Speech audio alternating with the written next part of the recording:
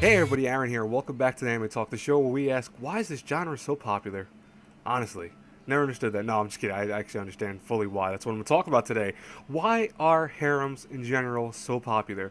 Now, first and foremost, we're going to be talking about regular harems. We're going to be talking about reverse harems. We're going to be talking about, why they're so, of course, popular. We're going to be talking about some other things too. I don't want to spoil everything right off the gate, but one thing is first, I want to tell you that if you really want to know more about the regular harem genre, because I'm not going to go super in depth with the regular harem genre and stuff, go watch my original anime talk. I think it was like one of the first like 20. It might be a little bit earlier than that. I do have a playlist of my first like I think 50, so you can find it within there.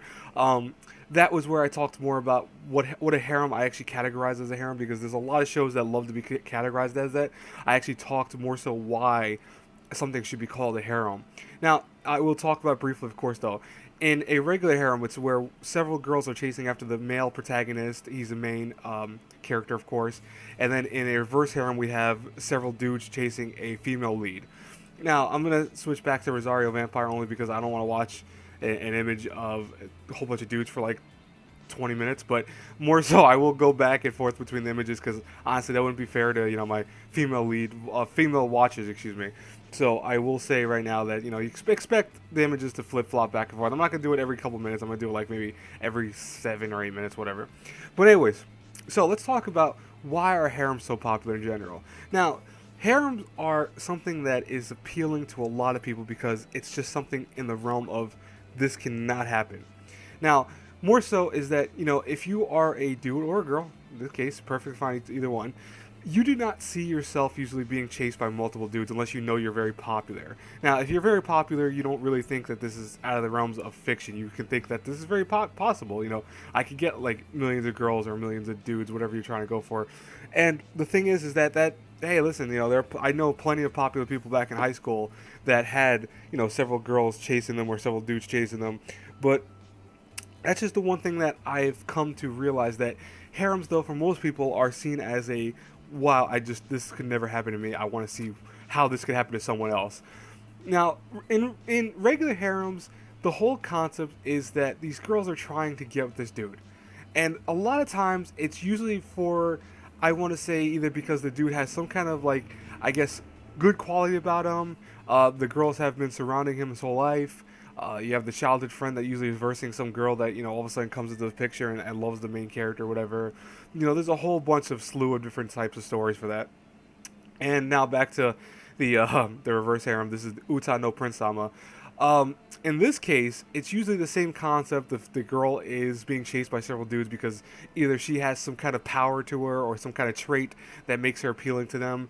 I'm noticing as I'm watching more reverse harems lately, which is a thing.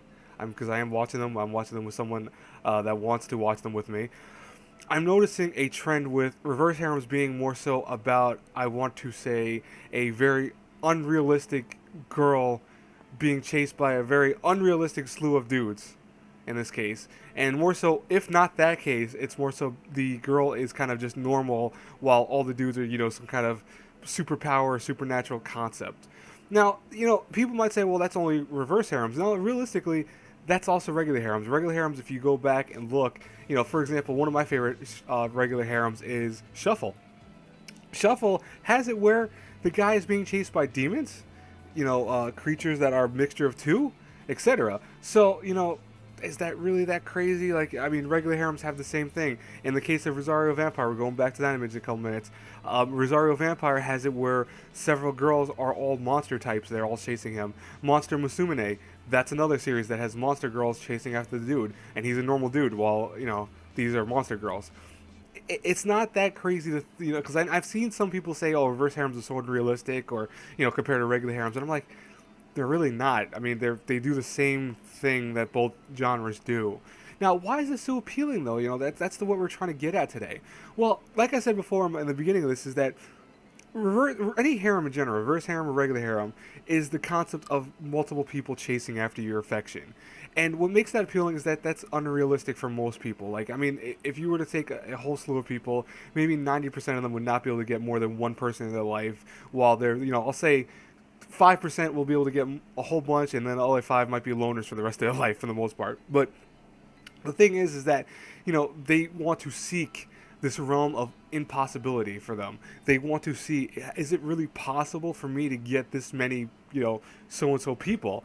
And the thing is that harems do that very well. It's the concept of having, very beautiful looking ladies, or in the case of dudes, very handsome looking dudes going after someone.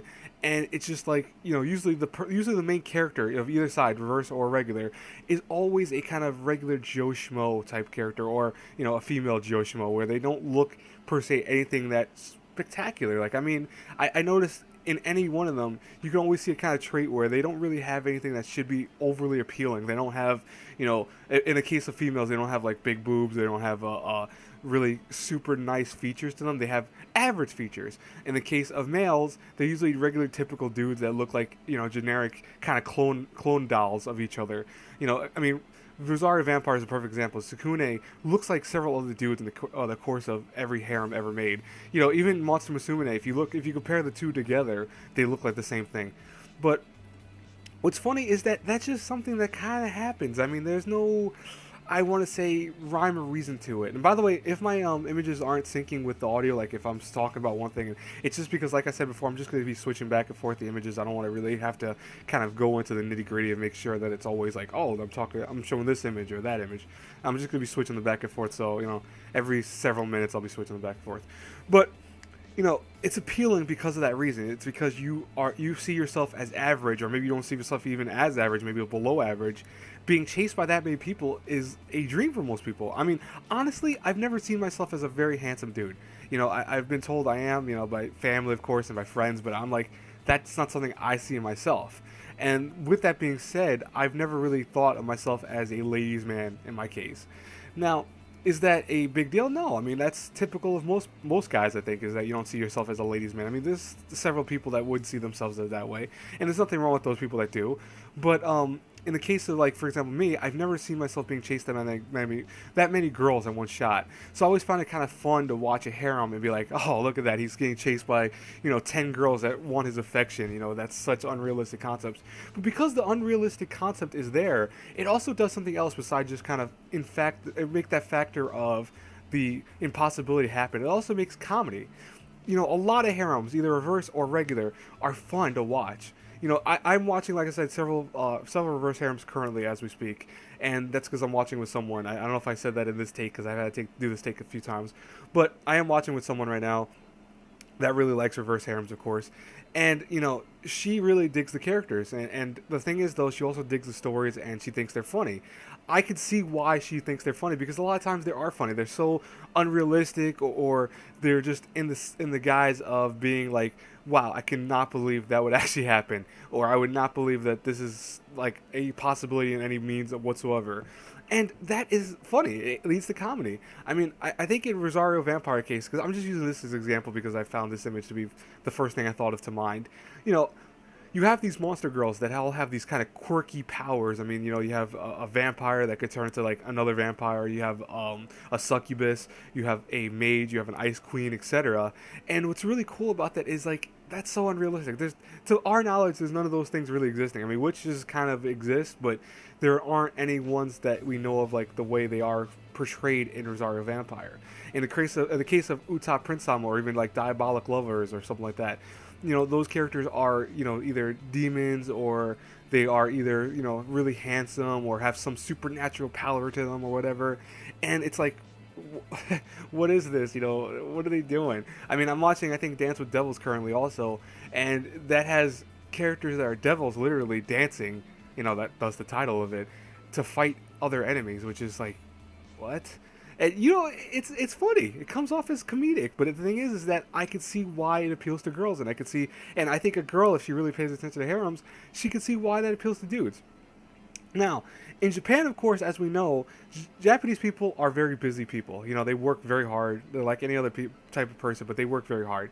And that's one thing that's been proven. I mean, they can sometimes work anywhere from, 8 to 10 hours, but even more so, they can even work from 10 to 15 hours in a day.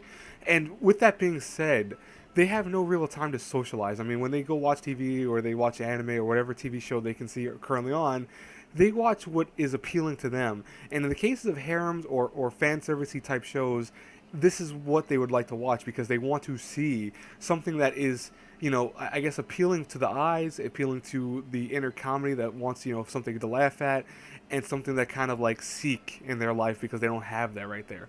And that's what I think a lot of animes like this do, is that they seek to something you don't have. And like I said before in the beginning of this anime talk, it's because you want the kind of multiple girls going after you. You want the comedy aspects of it. You want that stuff in your own life, but you really can't have that unless you're really a ladies' man or a woman that's really, really attractive.